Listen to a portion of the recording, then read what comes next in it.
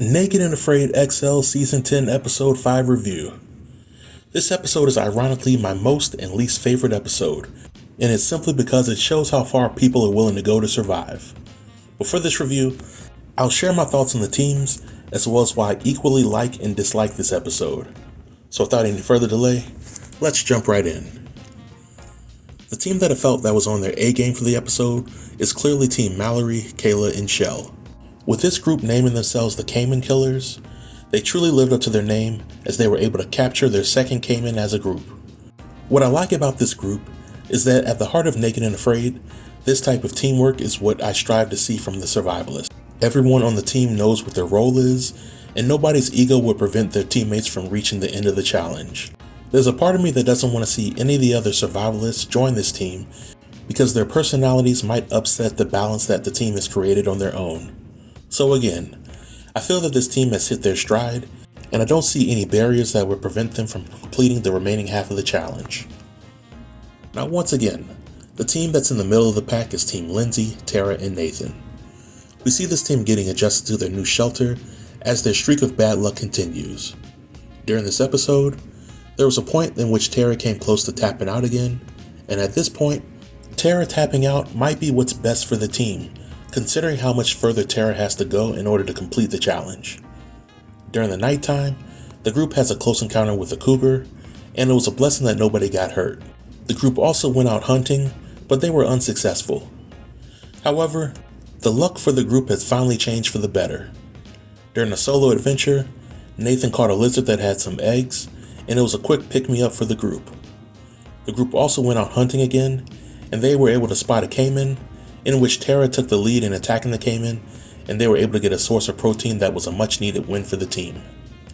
In my opinion, catching the caiman brought this team together in more ways than one. Not only did the team secure food for the next few days, but they were also able to make shoes out of the caiman skin, which was something that Kayla didn't accomplish during her first tussle with the caiman.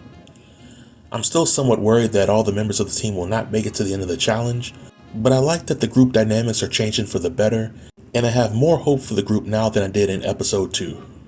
And lastly, I want to talk about Heather and Adam. And from what I saw from this team, particularly Adam, is somewhat unforgivable.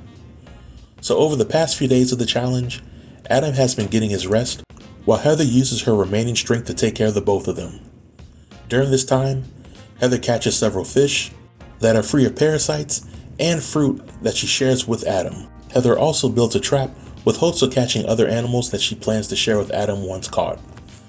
And how does Adam repay her kindness and thoughtfulness? By going out fishing while Heather is asleep, catching a large fish and eel by himself, and not sharing any of his food with her.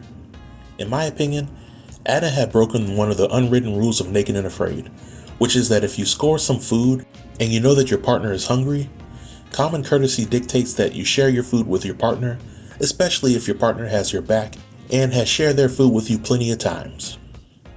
It's not only common courtesy, but it's common sense, because you never know when you might need the person again. Now I know that arguments can be made that Adam didn't want to wake Heather up from her sleep, and Adam may have needed the food more than she did, but still, Adam never really asked Heather how she felt about the matter. And had Heather known that it was open season, she might have saved the fish that she caught for herself and not gave Adam any of it. Now to Adam's credit, he admitted to Heather that he caught an eel and ate it behind her back, but he never told her about the fish, and Heather took this news as well as she could have taken it. Heather has gotten a bad reputation throughout her time on Naked and Afraid as being pretty difficult and combative, but this was the one time where I personally gave Heather my blessing to give Adam all the smoke because he deserved it.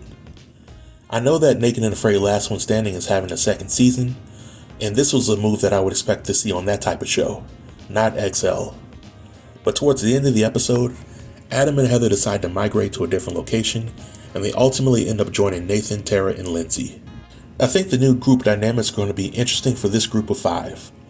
I think that there will be some tension between Adam and Heather will probably tell everybody what Adam did.